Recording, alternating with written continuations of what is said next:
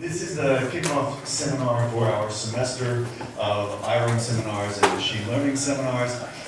We coordinated to find the one guy in the world who does the best work at the intersection of machine learning and robotics to kick off that pair of seminar series, and it's Pieter.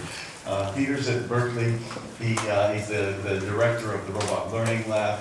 He starts companies, he advises companies. For my benefit, he listed them all on his first PowerPoint slide, so I don't have to repeat them to you. If you're a professor, the one you care about is Gradescope, which makes life better for faculty members. He won all the early career awards, Google Career Award, and he won that one. The important one, or the one that stands out, is the PCASE Award, which is really a distinguished award among all the other career awards. I will say only a couple of things. One of them is this. People did machine learning and robotics for a long, long time in very non-serious, uninteresting ways. And the first time that I even noticed that machine learning was doing something interesting and serious in robotics, it was inverse reinforcement learning to fly helicopters around, which I couldn't believe happened. And Pieter was involved in that, and since that time has been really at the vanguard of what can machine learning do in real robotics problems. It turned a corner from machine learning guys who hacked at robotics to machine learning guys who learned about robotics, learned the mathematical foundations that roboticists hold dear, and brought all the machine learning tools into the game as well. And since that time, machine learning and robotics has really been cool and explosive. You'll see a bunch of that today.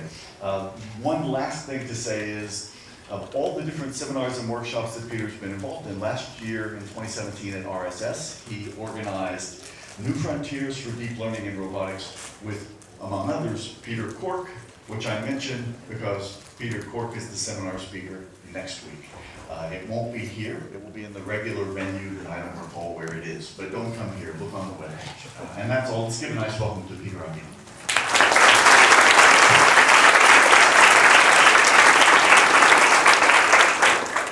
Thanks everyone for coming out, and thanks Seth for hosting me.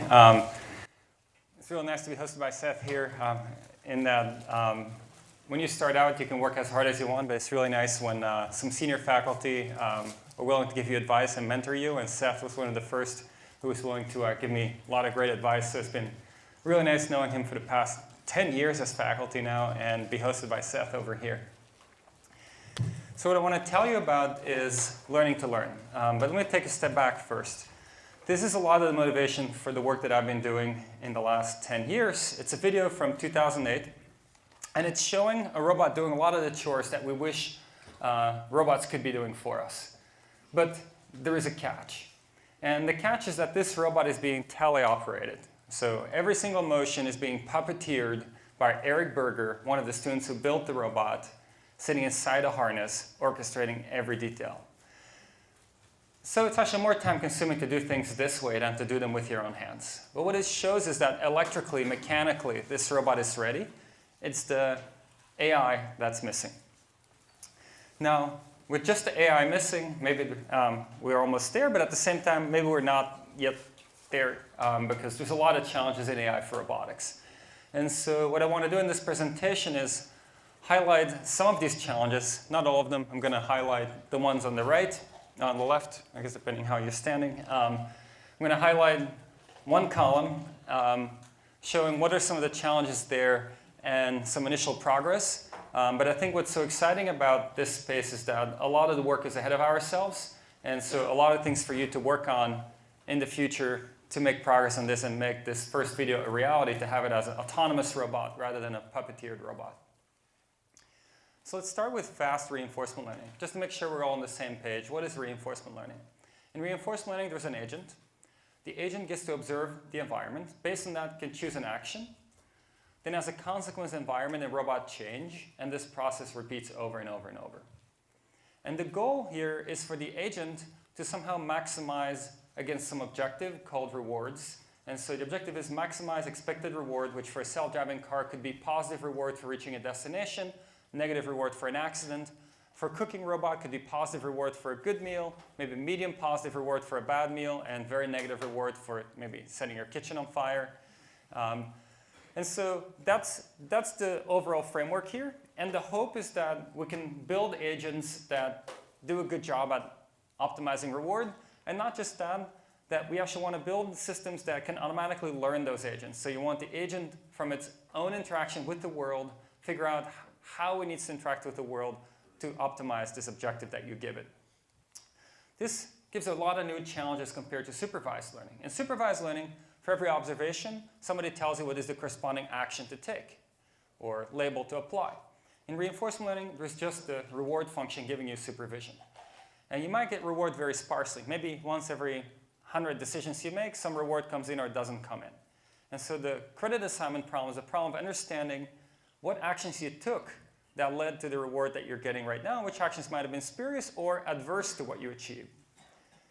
Stability is not a big challenge. Once you have a feedback loop, if you make a mistake, you might be in less familiar territory, which might result in you making another mistake, a bigger mistake, and this can spiral out of control. And then a third big challenge is exploration. If you want the system to learn to do things better than it's done before, it has to try things it's never tried before. That's the exploration challenge, and has a lot of safety and also information gathering issues.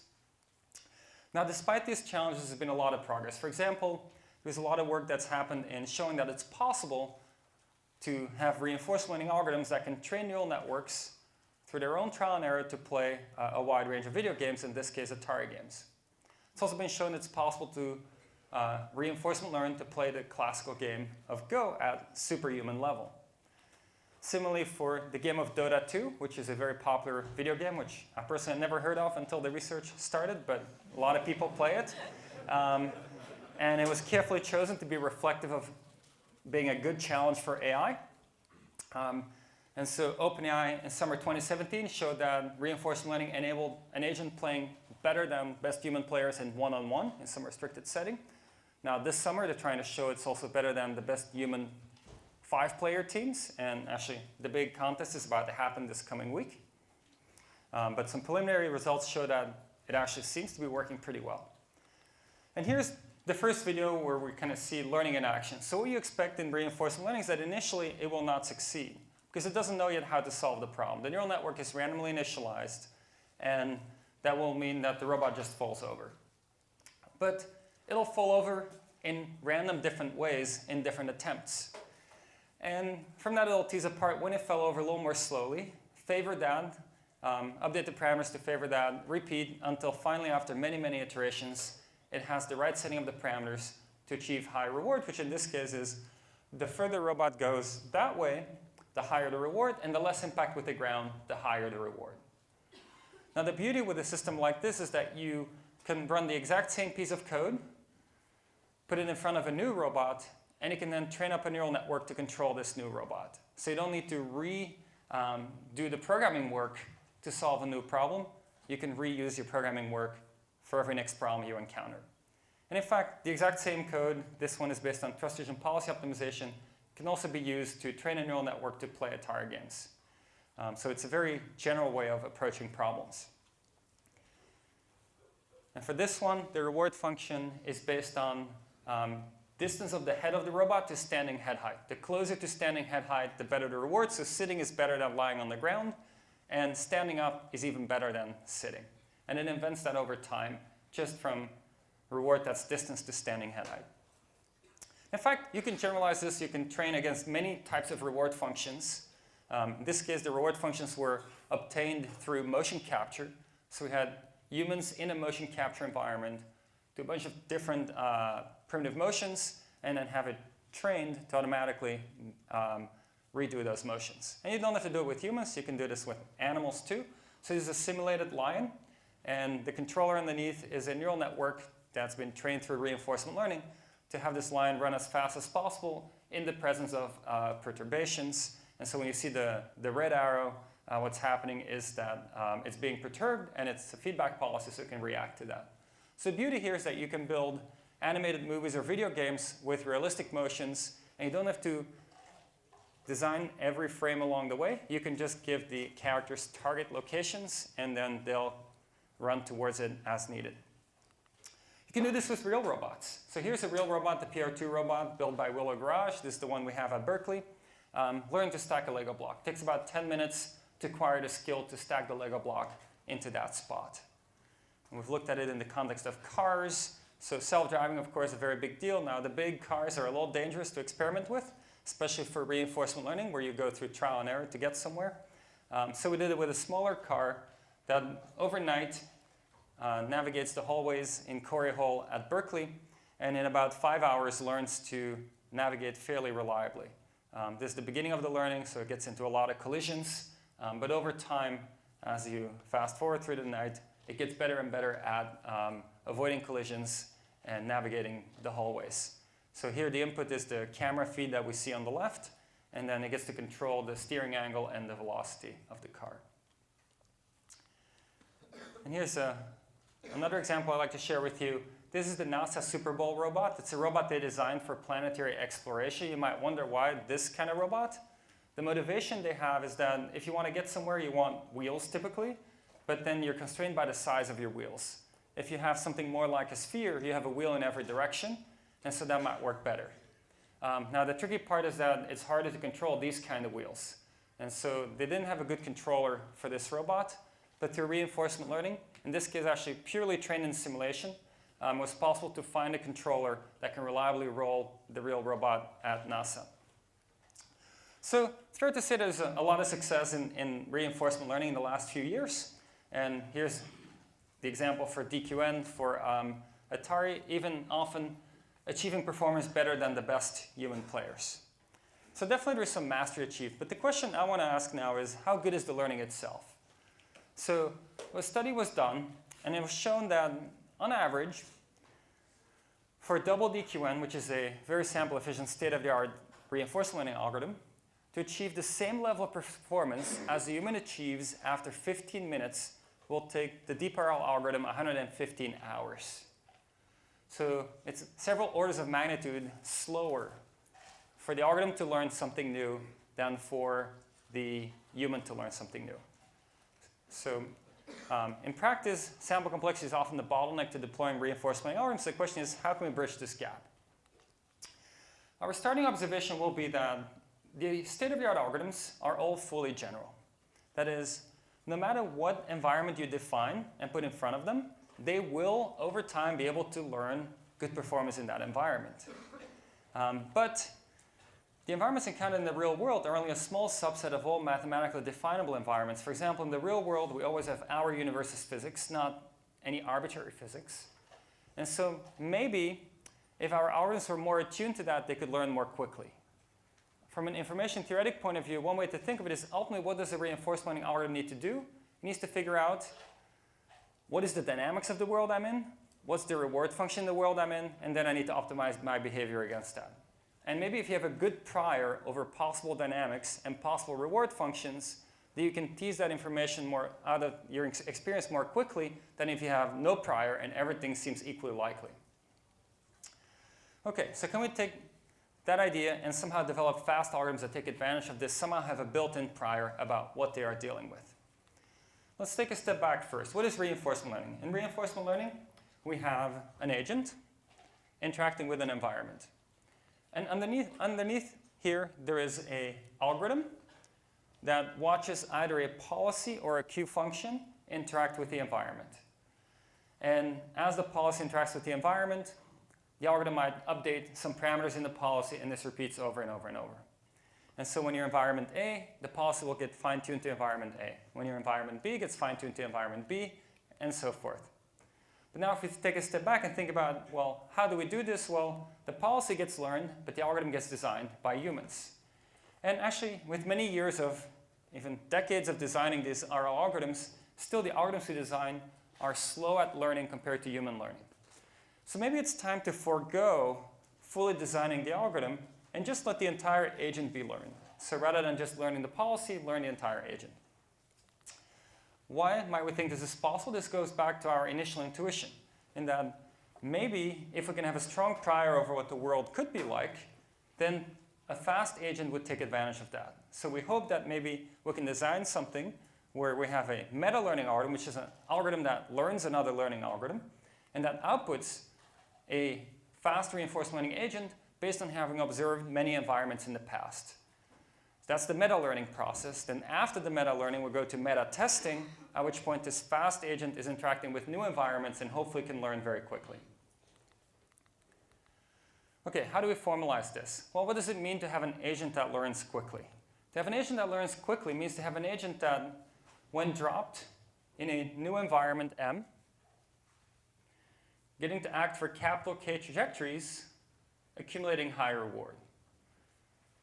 Laying this out in a picture, imagine capital K is 2. You get episode 1, episode 2 in the first environment, and then you switch to the next environment, and so forth.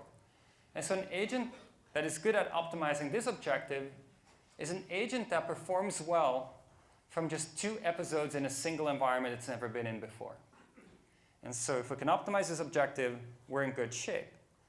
Now, how do we optimize this objective? An expectation, that's some kind of infinite integration. We're going to replace that with a sample-based approximation. This is a lot like supervised learning. In supervised learning, you have a training set, and then you have test set. Here we'll have training environments and then testing environments.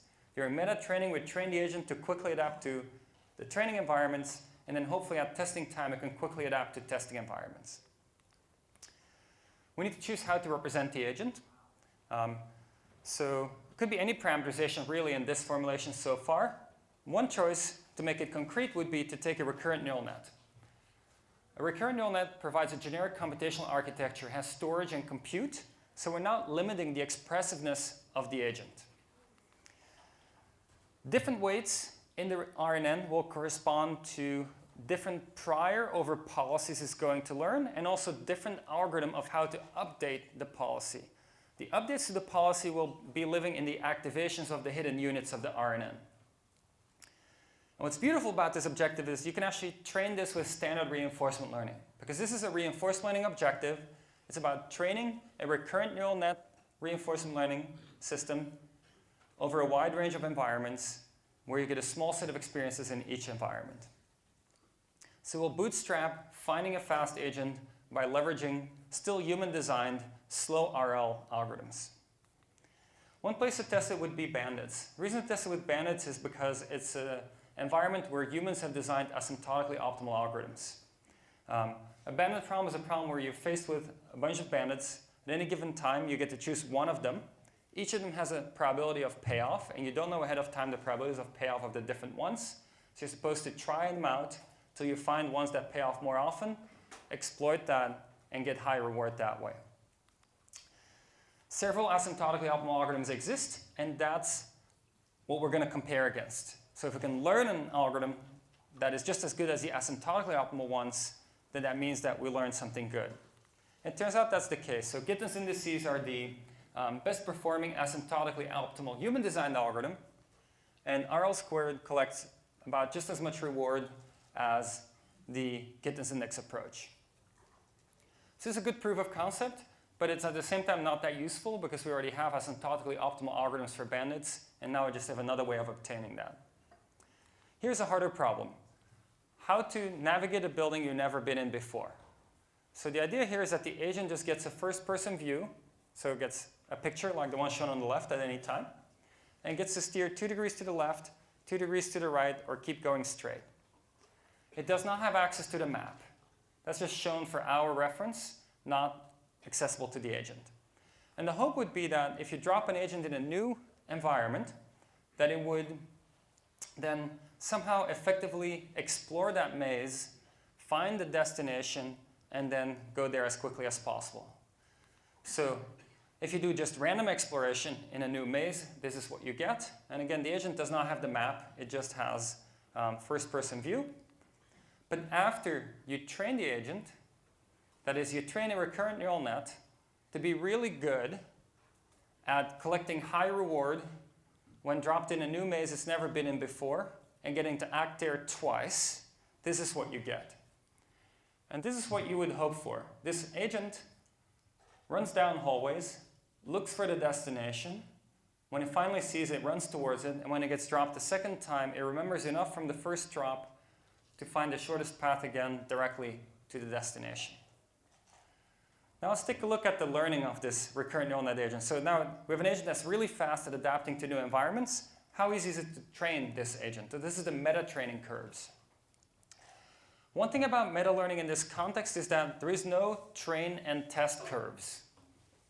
It's the same. Why is that? Because we randomly sample a new maze every time we have a meta-training run. And so since the maze is new every time, it's like having a testing maze. So what you see here is train and test coincide, but there's multiple random seeds, and about 2/3 of the random seeds do pretty well. It learns to explore new mazes quickly, and 1/3 it doesn't learn at all. Why might that be the case? Well, keep in mind, these are all effectively testing curves. So it could be that it's overfitting. Like it could be that it was in a maze, learned to do well in that maze, but it was dropped in the next maze, and that knowledge didn't generalize to the new maze. We found out that that was not too hard to compensate for, because there's a lot of tricks, regularization and so forth, smaller updates to make sure you don't overfit to the latest maze that you were in. The bigger problem is underfitting, which is actually a standard reinforcement learning problem, is that if you don't find any reward, then there's nothing you can learn. Or if you find the reward extremely infrequently, the credit assignment problem tends to be very hard and you still don't get enough signal to learn. So that's what was happening in the 1/3 of the problems here. There are some ways around it that we found, like for example, you can start with smaller mazes and then build up to bigger mazes. But still, if you have a recurrent neural net, ultimately the signal will decay over time. Even when you use an LSTM, which is what we used here, still over long horizons, signals decay. And so we looked at 2 other approaches that have less signal decay. First one is called Snail, Simple Neural Attentive Meta-Learner. What we did there, we followed the exact same approach I already described, but instead of using a recurrent neural net as the agent architecture, we use a combination of a wavenet and attention. So a wavenet is an alternative to a recurrent neural network to process sequence to sequence. It has dilated temporal dilated convolutions, which is a good way to look very far back in time, but it doesn't retain a lot of detail. So that's where, in addition, the attention comes in to be able to see the details from the past as needed. Once you set that up, it actually works really well, works better on bandits than the recurrent neural net version, and can solve bigger mazes. And here's an example of a bigger maze being solved this way. So this is after training, dropped in a new maze, and again, it does not have access to the map of the maze. You might wonder, why is it going the wrong way first? Well, we choose specifically a run where it goes the wrong way first, because what we want to see as a behavior is that it doesn't waste any time. It consistently explores the maze till it finally finds the destination. And if you have the destination be the last thing it happens to find, then you can best see that indeed it is good at not wasting time repeating things it's already done.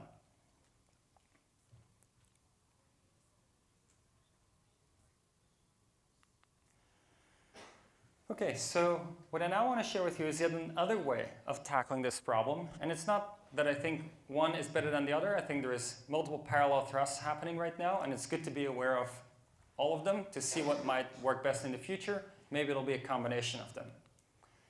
The idea here starts from what people do in standard computer vision practice. So what do people do? They will train on ImageNet, and then they will fine-tune on the thing they actually care about. So this turns out to work really well, which is nice. But you might have some questions about this.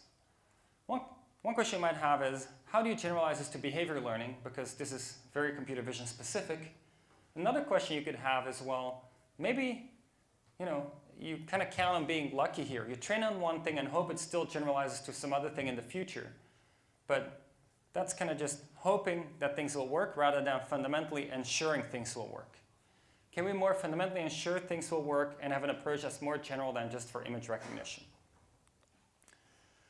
Okay, so the idea then would be, can we do end-to-end learning of a parameter vector theta that is good initialization for fine-tuning for many tasks in the future?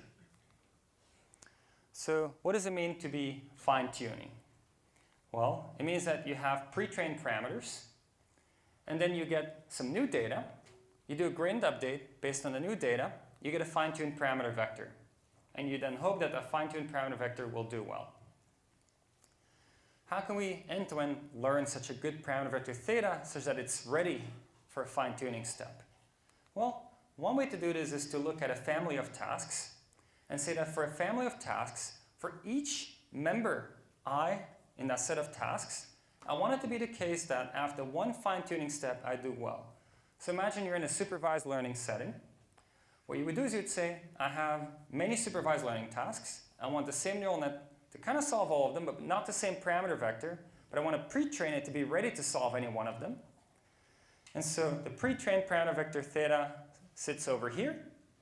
I sample a task I split the data into validation data and training data. And then I do an update based on the training data. And after the update, I check the performance of the fine-tuned parameter vector theta I prime on the validation data. If it does well on the validation data, then it means that the original parameter vector theta was a good starting point for fine-tuning. And if this is true for all terms in this sum, then it means that this is a good pre-trained parameter vector for a wide range of tasks. And so if we can optimize this objective, then what we end up with is a parameter vector theta that's ready to be fine-tuned from on a wide range of tasks, the tasks we trained on, and then hopefully this will generalize to new tasks that we encounter in the future. It'll also fine-tune well into those new tasks.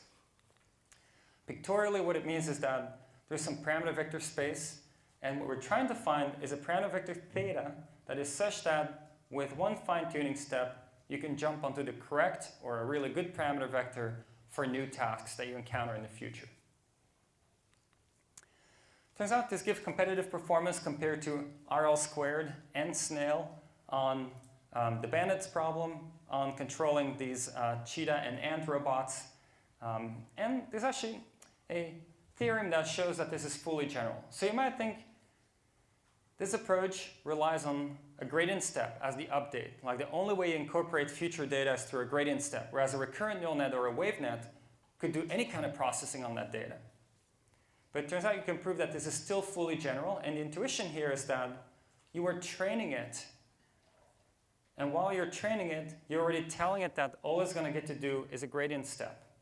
And because neural networks are fully expressive, you can get that network ready to be fully expressive in that gradient step. OK, so let's do a quick status check here.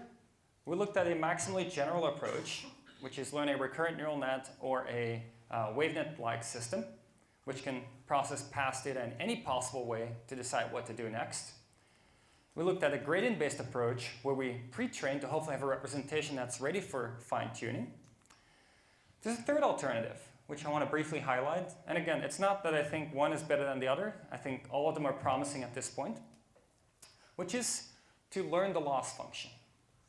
Because if you think about a lot of machine learning, what are the algorithms? Well, the algorithms tend to be gradient-based. And so then what it means to design what you're trying to do, it means designing a loss function. And so maybe the way to learn more quickly is to automatically design a loss function that is a good loss function because it's trained on a lot of past data, and it's been observed that if you use that loss function on past data, you'd learn quickly. So hopefully that'll be true in the future too. In standard reinforcement learning with policy gradients, humans define the loss function. For example, a very popular algorithm, proximal policy optimization, has some kind of likelihood ratio loss function, and that's what you optimize in every step. In evolved policy gradients, we're going to evolve the loss function rather than having it human designed. So standard RL would just have the bottom box, where the green box would be designed by a human. Evolved policy gradients will have an outer loop around this, where the evolutionary learning process updates the parameters of the loss function, which then it gets observed how fast learning is after this update, and hopefully converges onto a good loss function parameterization. Here is what happens to be the parameterization we use. Not going to get into the details here, but I think what's interesting is if you compare this with human-designed loss functions, such as the PPO loss function, it can often learn a lot more quickly. If you compare it with the other approaches, RL squared and mammal, it can also learn relatively quickly, quite comparable for what we call within distribution tests. Then where it gets more interesting or kind of combining both is you can actually do learning a loss function and learn the initialization, which is effectively combining mammal and evolved policy gradients. And you can also look at out-of-distribution generalization here. So if you look at approaches like mammal or RL squared, They're optimizing against the distribution over tasks that they encountered at training time, but now the distribution over tasks at test time is very, very different. They might be slow at adapting. We found out that with these evolved loss functions, it's possible to learn quickly at test time, even if you go out of distribution. In this case, out of distribution still meant something fairly simple, but it meant that at training time, all destinations were to the right, whereas at test time, destinations were on the left. So a lot of other work in meta-learning, so I'm including some references here. I can share the slides later. I'm not going to get through all the details of these references, but just so you know, there's a lot of work. We actually use it at Gradescope to automatically grade homework and exams. The questions are always new. At least that's the intent. Otherwise, it's too easy for students to kind of just memorize past questions and answers. And so that's a perfect meta-learning type setting, where you've had the system grade many questions in the past and now want it to quickly grade new questions. These are the types of questions that it can do pretty well on: multiple choice free form, fill in the blank, and various kinds of drawings. You can also do meta-learning for generative models. What it means there is that after somebody draws a new character, let's say, the computer immediately knows how to draw new versions of that same character after having seen many characters in the past. RL is what we're covering here, but there's a lot more references. So RL is one thing we need for bringing robots into our homes and other places. We'll also want better imitation learning. There's been a lot of success in imitation learning in robotics, and typically it would go like this. You collect some data, you then learn a policy, and apply the policy in the new environment that you might want to apply it in. Now, if first you want to assemble a chair, you get data for that. Now you want to assemble a table, you need to get new data starting from scratch. What you'd rather want is something that can learn from one demonstration. And the idea will be similar to what we just saw for reinforcement learning, in that the reason you might be able to learn from one demonstration is that you've seen many demonstrations in the past. And from that, you have learned the notion of what a demonstration informs you about. So if you get one demonstration in the future, that's enough to do the right thing in the future. So I'm going to show to you two one-shot approaches. One of them is a lot like RL squared, and the other one's a lot like MAML. In fact, we'll also call it MAML. The RL squared-like approach is one where you say, I want a fully flexible approach that can process all past information to decide what to do now. Here's how you can do this in imitation learning. Imagine you get a bunch of demonstrations, and there are always pairs of demonstrations. And here's a demonstration of the task, and you see the current frame. And if you're solving that task, you should predict what the right motor torques are in this situation. Now you can define a one-shot imitator as a system that can decide what to do in this situation based on getting access to a full video of a demonstration of the same task. And then a recurrent neural net could process this entire video based on that, decide what to do in this situation. And you can actually train this from just having pairs of demonstrations of the same task. So you train for specifically here, fully end-to-end is the ability to inspect one video of a demonstration to decide what to do in the current situation. We looked at this in the context of block stacking. Why block stacking? It's a problem that has a pretty long horizon, which makes it hard for a lot of learning from demonstrations approaches. So what we're going to watch here on the left is the demonstration. Now we're going to watch that demonstration frame by frame, but keep in mind the neural net that's imitating and executing on the right gets access to that entire video in one go and can decide where to pay attention. And in fact, at the bottom here, we'll see highlighted where the neural net is paying attention. On the right, we see the execution, and we'll see highlighted which blocks it's paying attention to. And then based on what it's seeing here, it's going to decide what to pay attention to in the video that's the demonstration it's using. What we see here is that after it's been trained, which we haven't watched, been trained on many, many pairs of demonstrations of block stacking, it's learned that what matters in these demonstrations is which block goes on top of which block, not the absolute coordinates of any of the blocks, because that's how we demonstrated things. When we gave pairs of demonstrations, we taught it the meaning of those demonstrations. And it's learned this all the way to the low-level control of steering the robot onto each block, grasping it, and precisely placing it on top of the block it needs to go on top of. So right now it's paying attention to blocks I and j, now h, which is the last block to stack on top of I. So that's one way to do it. It works quite well, kind of a black box approach. Here's an alternative. Remember, in model-agnostic meta-learning MAML, we had this objective over here. We split data into training and validation, and we wanted to find a parameter vector such that after an update based on the training data, we do well on the validation data. And data is shared across all tasks, but then gets fine-tuned to each task specifically. In imitation learning, one way to define this is as a supervised learning problem, where imitation learning means learning the mapping from observation to action. So that's a behavioral cloning approach. And then the loss function would be this: action taken, and what the policy predicts the action should be based on the observation. So we can do the exact same thing. We will get two demonstrations. One demonstration is train, the other one is validation. We'll optimize that objective, and after training against that objective, we now collect a new demonstration with new objects. After that one demonstration, we do a gradient update on the parameters of the neural network based on that demonstration, and then run the resulting policy. And we see that indeed, it learned that what matters is the objects that are involved and placing into the right object, and it also knows how to do the low-level control to get to those objects and drop into the right place. But how about taking it a step further? This was learning from tally-up effectively. We had to tally up the robot to teach it what to do because we had to learn a mapping from observation to action. But humans can just watch and based on that decide what to do. So remember, this is what we have been using so far. Key idea now, and this is more generally applicable than just imitation learning, is that we don't need to use the same loss function here and here.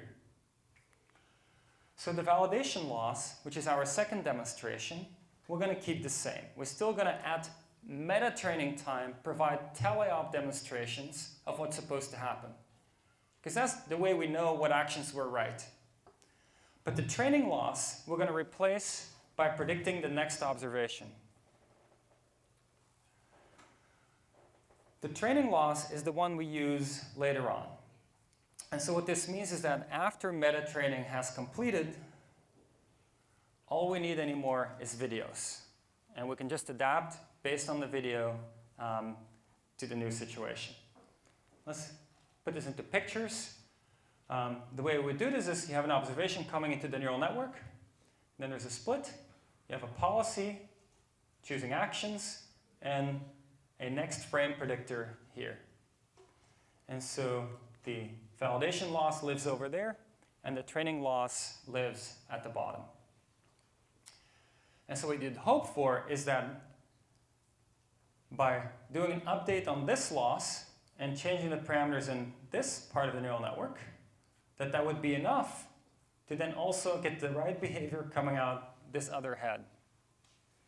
And the reason we can hope for this is because at meta-training time, we do have supervision on this head, and we're training it to be such that updating based on backpropagation here will result in good performance here.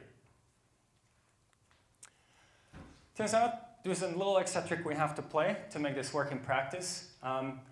Direct pixel level prediction is a pretty poor loss function. It pays attention to a lot of things that in practice you might not care about the demonstration. So instead of predicting the next frame, we actually learn a loss function here. Which means that you can, it's similar to in generative adversarial networks where you train a generator and a discriminator. You can think of this as the discriminator, which we learn, just like in GANs, to understand whether or not the prediction we made was a good prediction or not. And this discriminator will then force us to predict things precisely about robot motion, about objects that matter, and maybe pay less attention to things like backgrounds. Okay, so once you run this, show the demonstration first. Here's a demonstration. The robot just watches a video of this. Based on watching that video, updates the bottom path in the neural network, this results in a new policy, which it then executes, and it does the right thing. So now we have a system that can just learn from videos after having been trained on a combination of video demonstrations and teleop demonstrations. Okay, so these are the two big things I wanted to cover. In the remainder of this presentation, I want to kind of quickly highlight 4 other directions that I think are pretty exciting and that might be good to think about. First one is simulation. Simulation has many advantages. It's easy to work with, labels come for free, it's less dangerous, less expensive, more scalable, but simulators don't always match with the real world. In fact, they rarely do. And so can you count on what you learn in a simulator to work well in the real world? Well, one way to make that work is to build very realistic simulators. But that's very difficult to do and often becomes expensive again. Another approach is domain confusion, domain adaptation, where you have paired learning between simulator and reality, and you have some kind of laws that encourage us to be similar representations learned between the two of them. I think that's a very promising direction. The one I want to highlight here is yet something different, domain randomization. And the idea here is very simple. It's saying if we train in enough different simulators, then maybe when testing in reality, it'll just feel like yet another simulator. And maybe that will even be true if none of the simulators are realistic, but there's just enough variation in them. This was inspired by some work by Frezja Sadeghi and Sergey Levin, who looked at this in the context of autonomous flight, where they trained just in simulation to have a quadcopter steer onto the most open part of the space and keep flying that way. Now, they're still pre-trained on ImageNet, which means that you already took in a lot of real-world information. What we also want to do here is one, make it more precise. For example, for grasping, where you need to be very precise versus just finding most open space. And 2, without pre-training on ImageNet. So see if we can truly learn from simulation only, and all simulation fairly unrealistic, but by having enough variation, maybe still learn the things that matter for the real world.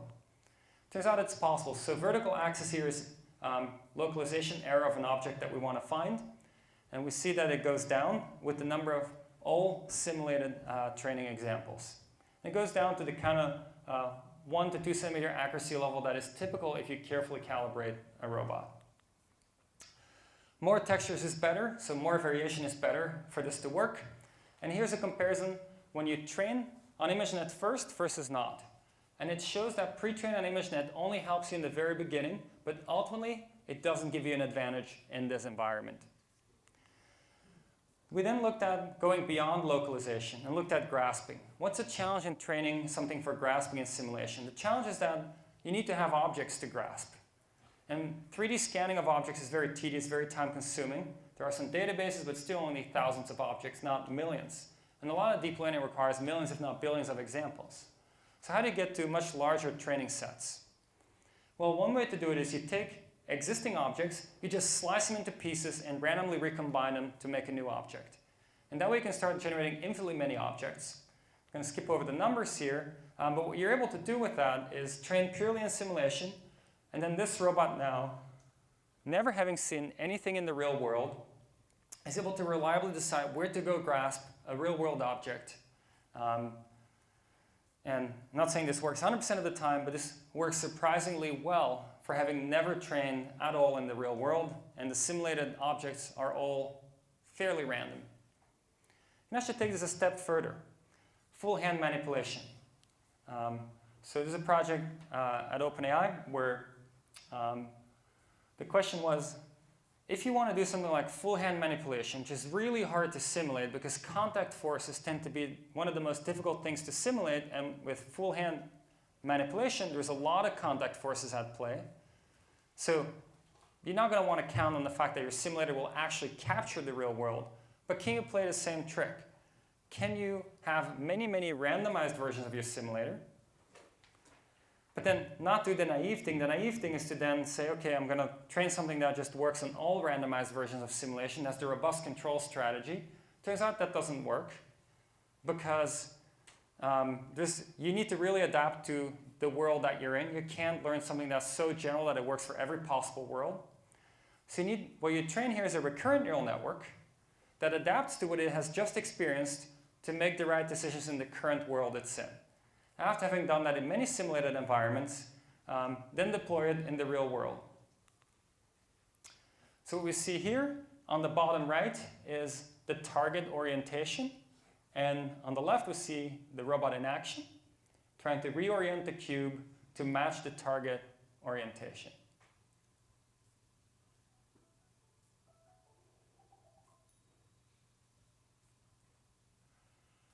And again, it has done zero training in the real world, but in some sense it is fast adapting in the real world because it's trained in so many versions of a simulator. And whenever it trains there, it's trained in a recurrent neural network that's effectively a learned adaptive control policy, and that's able to do things in every version of the simulator and then also able to do it in the real world.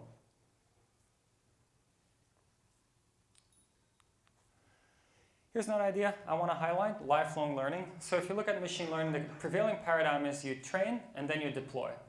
That means all the learning happens ahead of time, but in practice, things keep changing. So you might want to keep learning during deployment. Quite a bit of work happening in that direction already. But I think what's different with the current automatic differentiation frameworks, PyTorch, TensorFlow, and so forth, is that we can end-to-end learn to be good at adapting, rather than human design something that is hopefully good at adapting. So one way to phrase this would be say, okay, we want an agent that's good at adapting, so we assume the agent will experience a sequence of environments, and we want the agent to be such that when faced with a sequence of environments, it performs well. That's essentially the same problem we've already been looking at, except that instead of now being in the same environment repeatedly, you're going to be faced with a sequence of environments. Other than that, it's the same formulation. What could be sources of non-stationarity? Changes in dynamics, or just having competitors who learn around you, and you need to become better than them because they're becoming better, and this keeps going on and on. So we set this up as a competitive environment where we have robots sumo wrestle each other. You win by flipping the other one on their back or pushing them off the tatami. What we're watching here is the red four-legged robot wrestling with the green six-legged robot. The green robot has been trained to be good against a wide range of opponents, so it's a robust sumo wrestler in some sense. It's optimized to be good in the first matchup. The red one has been trained specifically to, over a sequence of 100 matches, adapt to its opponent and start winning the majority of the matches later on. Okay? And so what this shows that it is possible to train a system that can adapt and outperform the ones that are more rigid and just can only slowly change. We did a population study for this, and it shows that the ones who adapt, which use meta updates, let's see, do I have a cursor? Which, this type here, it's a recurrent neural network trained with meta updates, starts dominating the population. What that means is after 100 matches, whoever wins the majority of those 100 matches gets to stay alive and have a copy of themselves be alive, and the other one disappears. And we see that over time, the ones who are better at adapting start dominating. Another idea I want to quickly highlight is how to maximize signal you extract in reinforcement learning. So if you watch Jan LeCun's talks, he loves to highlight this picture here. It's a beautiful cake, but it's not about eating so much. It's about being a symbol for machine learning, and specifically deep learning. And so what he says is, okay, the cherry on the cake is reinforcement learning. And why is the cherry on the cake reinforcement learning? Because it's small. It's necessary. It's important. It can't have a cake without the cherry. But it's very small because there's very little signal in reinforcement learning. Then the frosting on the cake is supervised learning. There's more supervision there. And then the foundation of the cake is unsupervised learning, most of the volume, because that's where most of the data is. And so he argues that you should focus on unsupervised learning a lot because that's where there is more data, and so we can build on that. Now, of course, in reinforcement learning, often people combine those things. So you might have a reinforcement learning objective, but your neural net has auxiliary objectives it's trying to predict on, like next frame, or maybe what would have happened under a different action, and so forth. And that definitely speeds up learning. But what I want to focus on here is actually switching it up a little bit. This is the standard cake from Jan LeCun, representing RL as the cherry on the cake. But if you look around, there are other cakes. So here's one example of a cake with many more cherries. Now the real question is it possible to, I have a story to this, that you can actually get more signal also in reinforcement learning? And the answer is yes. And the idea is called hindsight experience replay, and it builds on prior work, especially on the universal value functions. So let me step through the hindsight experience replay idea. The main idea is that you want to get reward from no matter what you do. So in standard reinforcement, you get reward when you do the right thing. But what if we can get reward no matter what we do? Then we're getting signal all the time. One way to think of this would be, you have a robot and you want it to bring you pizza. And it comes back with ice cream. You might say, 0 reward because I asked pizza and you got me ice cream. Or you could say, if I just had asked you for ice cream, you would have done the right thing. And so you can, in hindsight, redefine the problem such that there is reward, and that way the reinforcement learner can get signal. What we now need to learn is Q functions that don't just have state and action, but also goal, because we want to be able to redefine the goal after the fact. So it needs to be explicitly in there.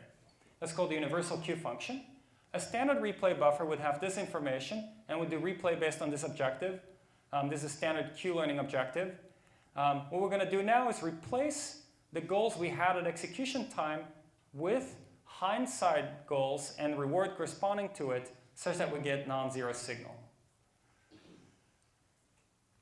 Once we do this, we can actually learn a lot more quickly.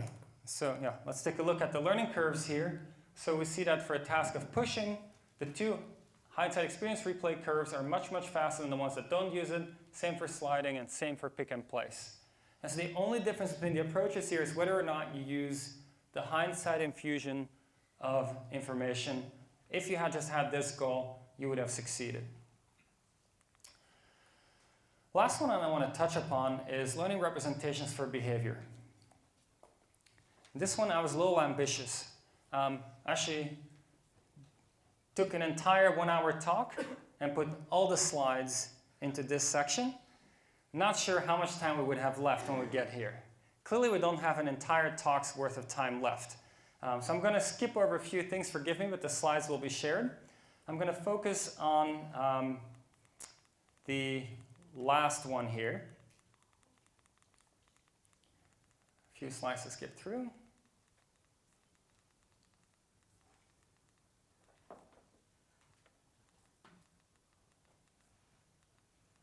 Okay. So I'm going to focus on this one.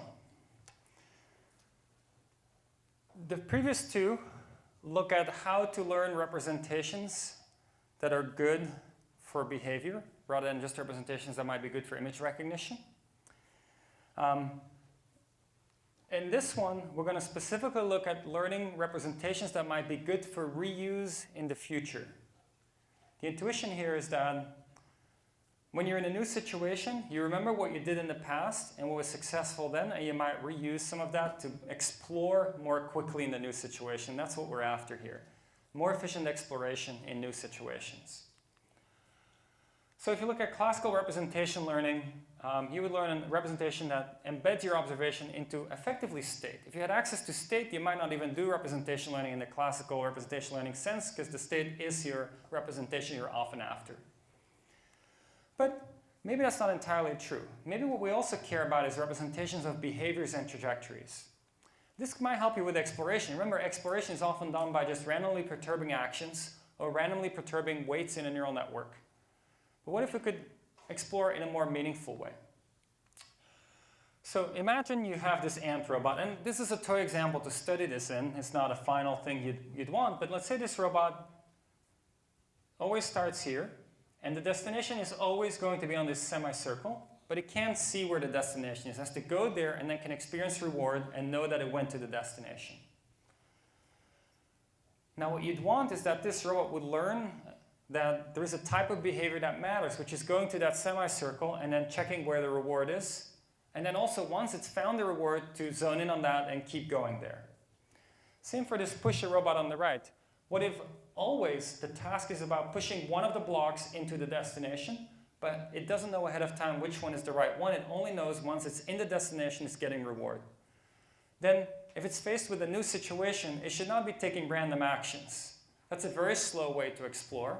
It should deliberately try one block at a time and see which one gives you a reward. Or another way to think of it, it should randomly sample a target block to work with, then go for that, see what happens, and repeat. And so what we see here, yes? Does it know where the destination is in this situation? In this situation, it would know where the destination is, it would know where the blocks are, but it would not know which block matters for the task at hand. So what you then want is somehow that you can sample a random variable, and as a function of what you sample, you get a different behavior corresponding to interesting behaviors rather than just arbitrary behaviors. One way to set this up, this is a paper by Carol Hausman and collaborators at DeepMind when Carol was interning there, is to say we have many tasks. Each task has a discrete encoding. A neural net encodes that into a continuous space, and then the policy looks at this embedding, looks at the state, takes an action.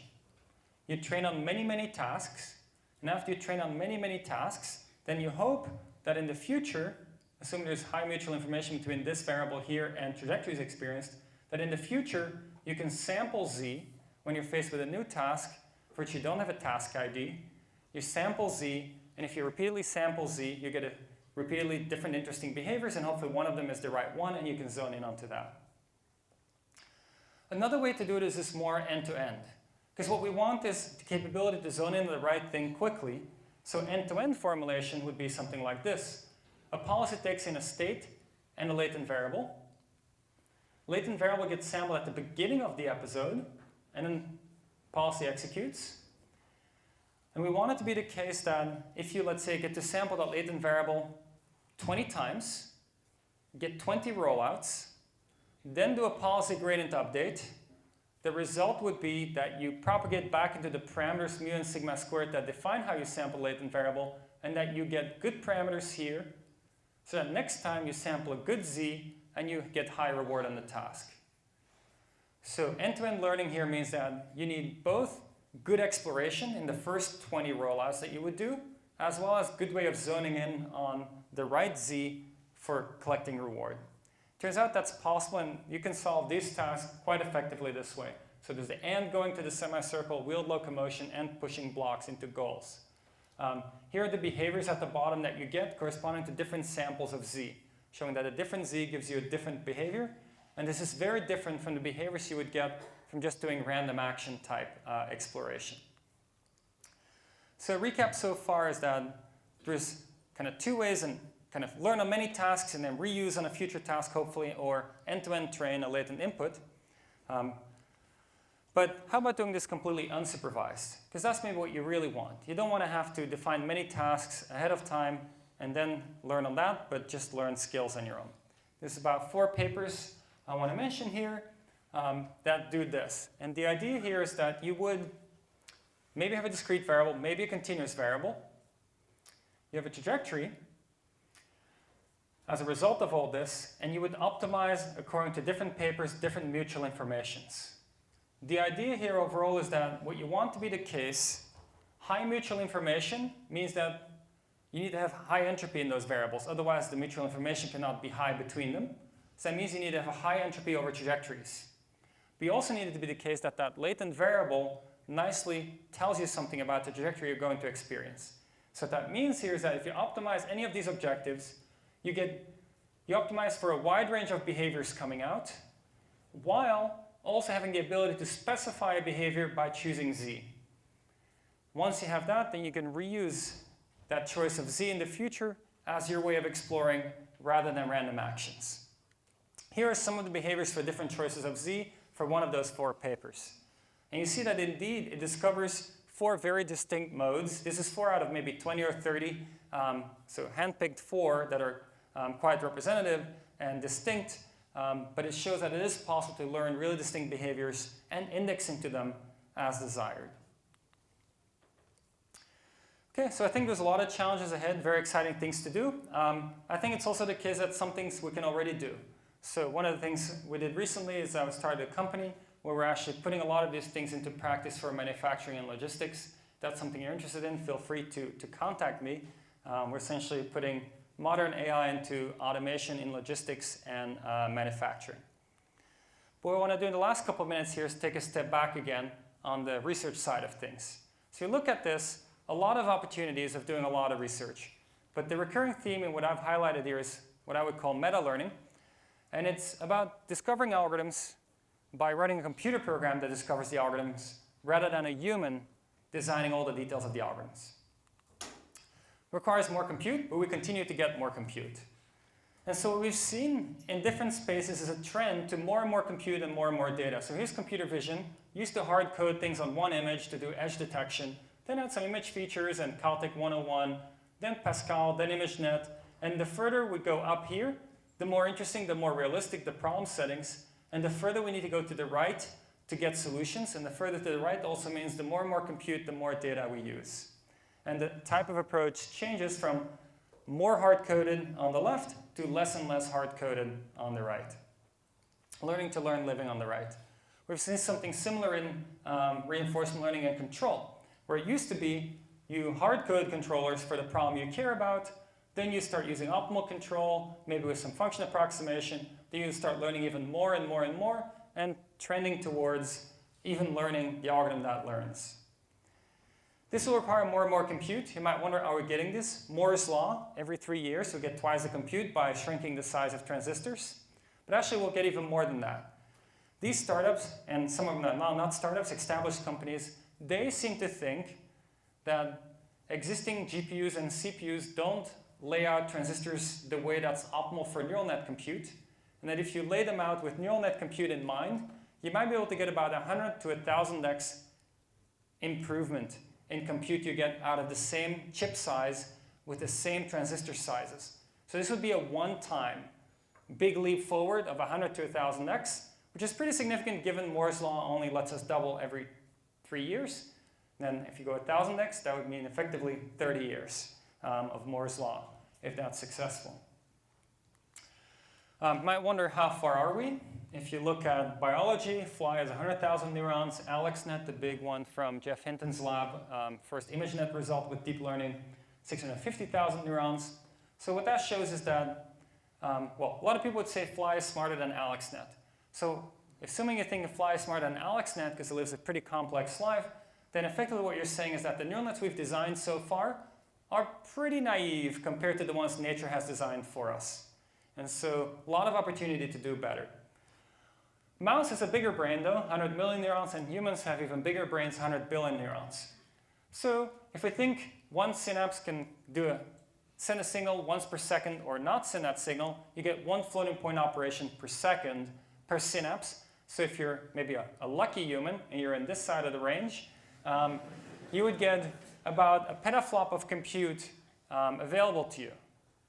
Can I ask a question, can we put that in a box? Like not a biological box, but like a silicon box. Turns out that's still pretty hard to do. But maybe we can network many computers together. Turns out with 10,000 current CPUs, $1,000 an hour, you can have a brain in a box on Amazon. I actually do this more cheaply. With GPUs, which have denser compute, $30 an hour last year on Amazon. Now with the recent slight decrease in pricing on Google Compute, I think it's $25 an hour to get the petaflop available to you. You might wonder, how much compute do current experiments use? Well, one way to measure this is that it's not just about what you put in one box, it's also about the training time. I mean, on Earth we had evolution, which took a long time, 5 billion years. So how long did we train? So as a function of the year, vertical axis is the number of petaflop days of training time. So if you had a petaflop available to you for an entire day, that would be 1 petaflop day. AlexNet was trained in less than 1% of a petaflop day. It's been going up. AlphaGo 0 used the most compute of the major results so far and used about 300,000 times the compute compared to AlexNet. So what we're seeing here is a trend not only of Moore's law gives us more compute, maybe these new efforts of laying out transistors in a different way will give us more compute, but then also we have better infrastructure to network existing compute to run bigger experiments. So what does that mean for your research agenda, or at least for mine? You can ask the question, what are the key enablers for AI progress? Data, compute, and human ingenuity. You could then decide to be here or here. And at first you might say, well, let me measure my IQ and then see if I'm smarter than most people. Maybe I want to be here because it seems like it matters a lot. But I would argue no matter how smart you are, you might still want to be here. And the reason that's the case, if you work on problems where human ingenuity is the key bottleneck, you're essentially working against the entire history of humanity. And you need to do something nobody's done before, outthink everyone. That's hard. I mean, that's essentially what mathematicians do, and they do invent new things, but it's a very slow progression. On the other hand, if you're here, what you're saying is, I'm going to work on problems that last year nobody could work on, because they didn't have enough data to do that, what I'm trying to do now. They didn't have enough compute to do what I'm trying to do. And so I'm working on new problems that were not accessible before. And so now you don't need to outthink the entire history of humanity. You just need to be smart at solving the problem you're currently trying to solve. So learning to learn is one of the types of problems that would fall in there. Of course, there's many others. Here are some references where you can kind of learn more, all available online, where you can just kind of learn on your own or with friends whenever you want. And thank you.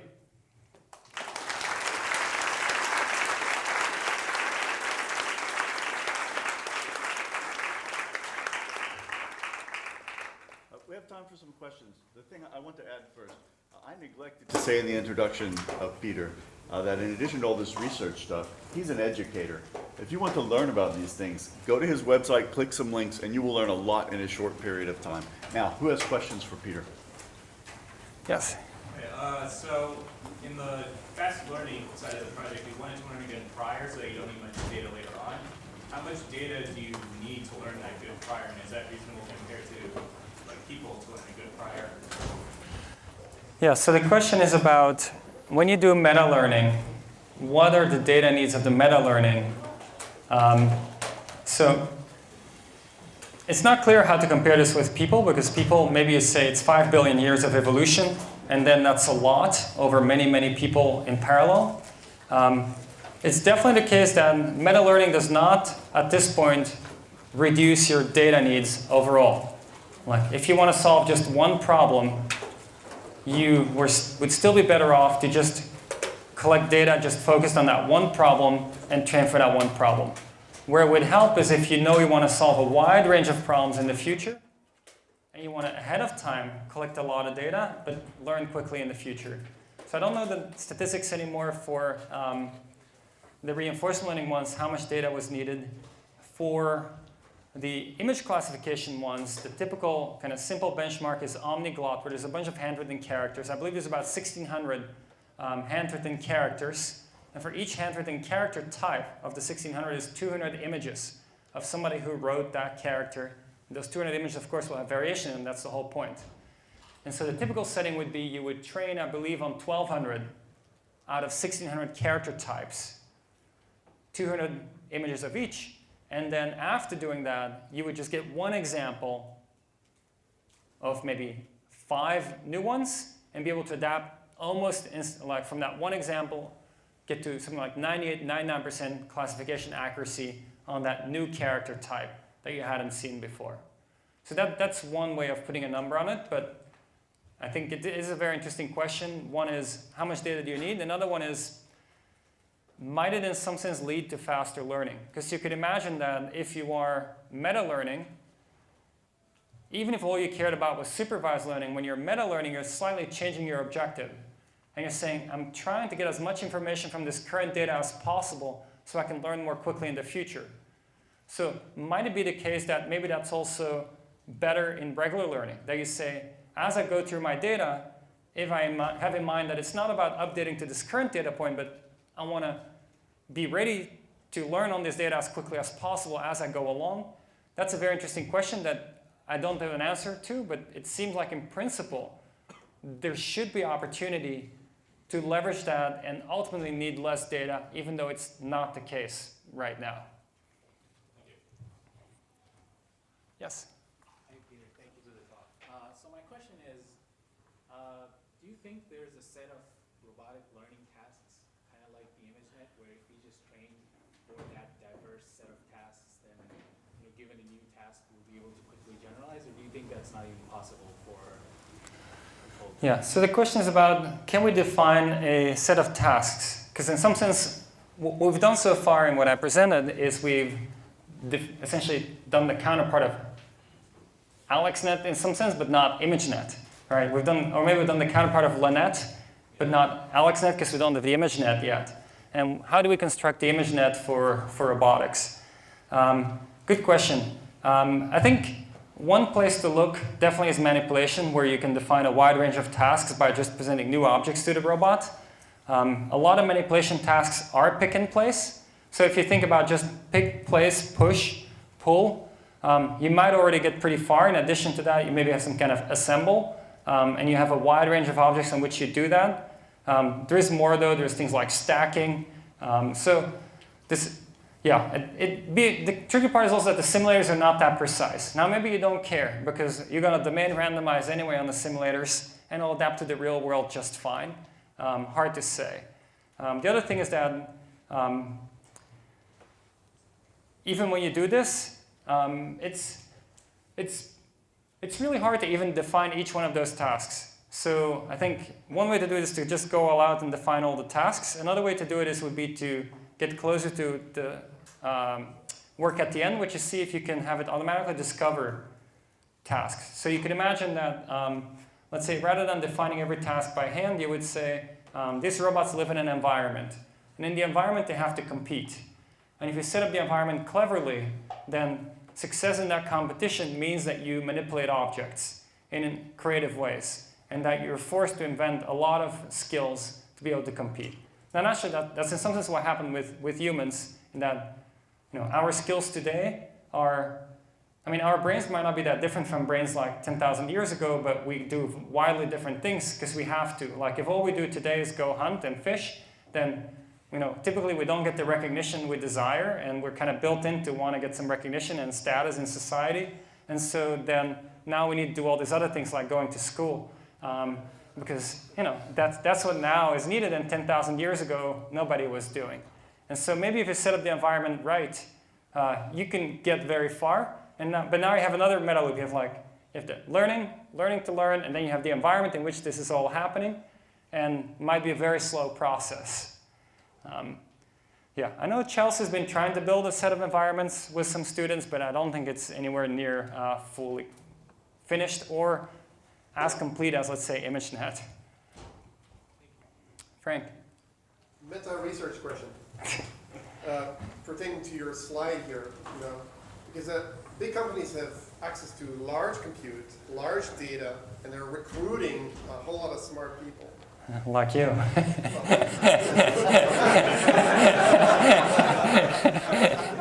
You're in a small company. You're starting a small company, and then here we are at the university compared to Google and Facebook, limited resources. So how can we compete? How can you compete? Yeah, it's a good question. So maybe let me give a little bit of perspective also on what kind of compute do we currently use? Like, if I look at my students at Berkeley, how much compute do they actually use? So a typical setup would be something maybe like they have access to 4 to 8 GPUs. I mean, that doesn't mean they're using them at all times, but kind of on average per student, there's maybe 4 to 8 GPUs. That's local.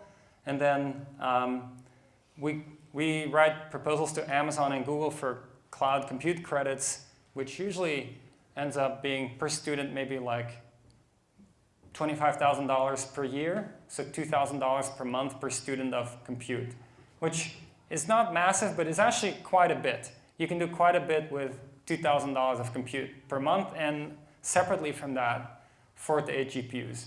Now you go to some places like Facebook or Google, might have access to 100 or 200 GPUs at any given time, and maybe the entire cloud if you want to. So it's definitely a big difference. I think so far, the budget we've had has been enough. I don't think it's going to stay enough. Like, I think we need to, at least for my lab, we'll need to find ways to increase that budget from 4 to 8 GPUs and $2,000 per month in cloud compute to maybe 2 years from now, 20 to 30 GPUs per student and maybe like $5,000 or $6,000 in cloud compute per month, because that's just the way things are trending, and that will require some figuring out. I don't have a solution yet, or I'd already be working in that regime. Another part of it is that often the research cycle is dominated by how smart you are at choosing a very small problem that gives you signal on the question you really care about. And so I think the detriment of having a lot of compute, if you're naive about using it, is that you don't carefully go through that process anymore. You just pick a big problem and you just let it run for a long time. And it seems like in practice, research happens by running something overnight. Next day, you inspect the results, you think about it, you recode something, you run it overnight again. And anything that takes longer than running overnight slows you down. Anything that's shorter than running overnight doesn't help you much unless it's really short. If it's, let's say, a couple of minutes, then of course it helps you again. Whether it's 4 hours or 8 hours is not going to make much of a difference. And so I think the fastest progress is made by the students who define their problems in a way that fits that mold somehow. And maybe to your question, and the question is, how long will there be a sufficiently wide range of problems that fits the mold that an overnight experiment can be done with the compute available at universities? For now, it seems like looking good, but it also seems like the amount of compute needed will keep increasing. The universities publish all their work, so maybe hopefully these companies feel encouraged to donate enough compute such that we can do our work, because they benefit from it. Any paper we write, they can deploy in their system and be more targeted in whatever they do, advertising and so forth. And so it might be a win-win here in some way, but not sure if we still need to convince them a bit more. Yes? Yeah, my question is about MAML. So I see you're doing a policy update, and this can be applied to any imitation learning algorithm. How do you ensure that your policy rollouts are not going up? So you might end up in areas where you don't have observations or training data. How do you ensure that that your policy rollouts, your multi-step prediction does not add to errors? So the question was how to ensure that the long-term behavior is good.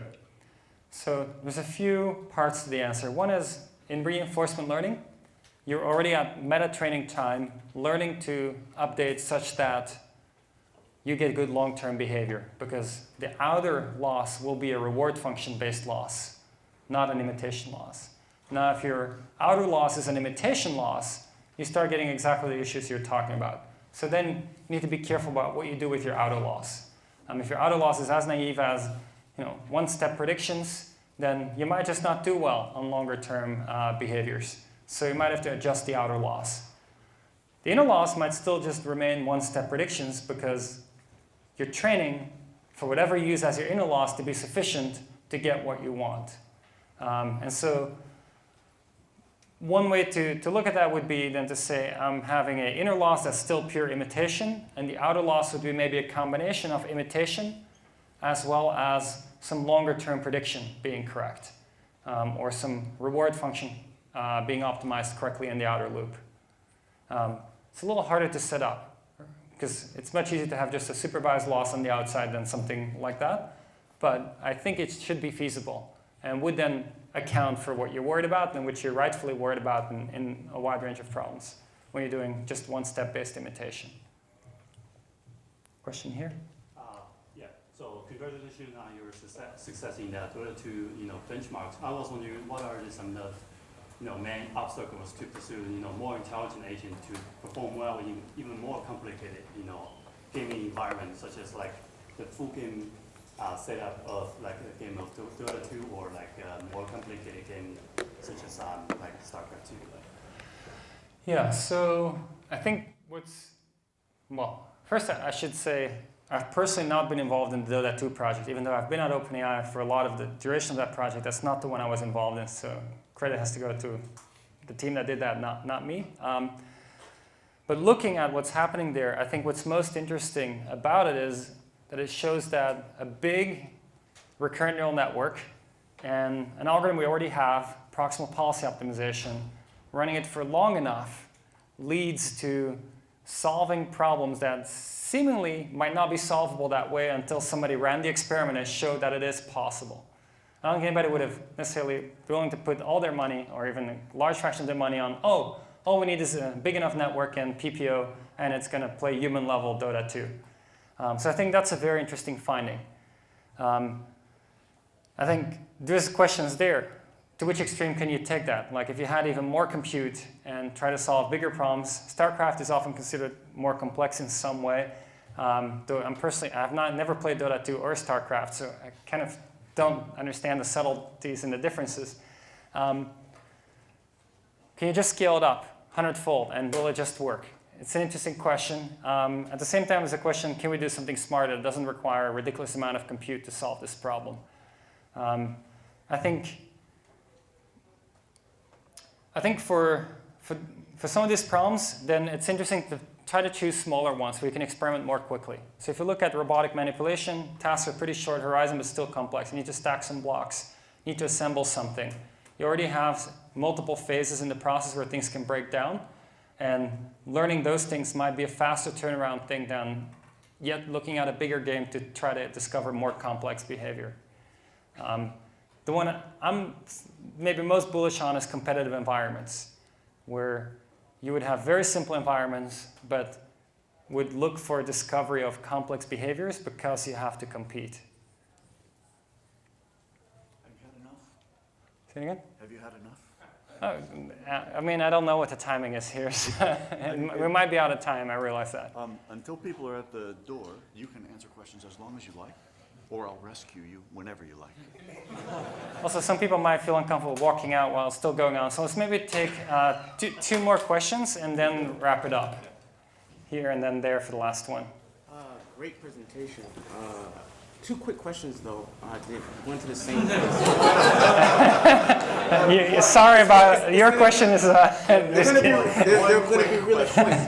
It has to go towards manufacturing. So I'm guessing those simulations are expensive. If you can have a strong understanding of your environment with regards to manufacturing, it's semi-variable. You can model it. Which leads to my second question about your company, about covariant AI, which is many of the inputs, as far as I know, have already existed, whether it's rubber, oil, planes. How is artificial intelligence going to add to that situation? Because the margins are relatively razor thin as they are, and they're pretty efficient now. Yeah, so the question is, in some sense, about there's already a lot of automation out there. People have been doing it for a long time. Why would there be something new opportunity now? And I would say there's two big new waves of automation coming up. The first new wave is going to be vision-based automation, where a robot needs to see the world around it to be able to succeed. And so even if you go to a car manufacturer, for example, what you'll see is even though the assembly line is very automated, they have a huge warehouse that's feeding into all of that. And very little automation is happening in terms of receiving things, picking up parts, assembling the kits that go to the assembly line. And so none of that is automated, or almost none of that is automated, because it's dealing with less structure. And so in some sense, it's like, okay, you get this unstructured thing, and you turn it into something structured that shows up at the assembly line, and then the assembly line can be automated. And it's that from unstructured to structured that where vision-based systems are going to play a big role. The second wave I would see coming, and there's a lot of work in this direction here at Georgia Tech, but I think it's still more in research stages than it is fully ready to happen, is that you can teach a robot any skill, anytime. So you wouldn't think of a robot anymore as a machine that you use for 5 years, and if not, then it's a waste of money. But you say a robot is just something that can do a bunch of stuff that I want it to do. Today it's one thing, tomorrow another thing, and I'm not going to worry about it as, will it be doing, picking up this screw and putting it over there for the next 5 years, but just, do I have enough physical labor to be done for the next 5 years, whatever it is, and if so, then a robot is a worthwhile investment. My question relates to your comparison to biology, and if I look at a fly or the mouse, and it learns to walk and get around in its environment in I don't know, a matter of days or hours. And I look at my grandson, who takes more or less a year to learn to talk and walk, or even get around in his environment. is it possible that having too many neurons is a bad thing, given your environment that you're trying to operate in? Yeah, so the question centers around essentially the distinction between how fast animals learn to run and humans learn to run, which is very, very distinct, and same for other skills maybe. Animals seem to learn all the required skills within a few days, or most of the required skills within a few days. Humans might take years. Maybe a 3-year-old has most of the skills, but it takes 3 years to get there. Yeah, it's not very clear. I don't have a good answer, but I can speculate on a few things, just food for thought. One is that, in some sense, as our environments became more and more competitive as humans in finding partners, the ability to adapt became more important than the ability to have immediate skills. So the ability to adapt to, let's say, things like, when you look at when the human brain grew more evolutionarily, some people would pinpoint times when there was global change, like changing weather conditions. And then if you're a human who only knows how to maybe fish for one type of fish or whatever you're doing, and now the weather conditions have changed, you don't know how to learn a new skill, then you have more trouble, whereas the one who can still adapt has an easier time to survive and bring food to the family, things like that. So maybe the reason the human brain is so big is because it was needed to be competitive in environments that are changing a lot over time. That, of course, ties into the fact that we live much more complex lives. Maybe ants didn't really have to change their habits because of changes in world climate conditions, because they live simpler lives and then it's not affected by it. Yeah, I mean, I guess the ultimate answer is probably going to be along the lines of evolutionary pressure. It favored people who can adapt better. And maybe that came at the expense of being able to do things very quickly from day one. There's other things I don't know about, though, which might be playing a role, too. Is I don't know, for example, if a baby's muscles are even strong enough to run. Like, it might be that on day one, their muscles are just not sufficiently developed, which would have nothing to do with the brain then, still with evolution, that they were born with weak muscles as opposed to born with stronger muscles, like animals might be. But I don't know about that. Thank you. Well, thanks, everyone. Thanks, Peter.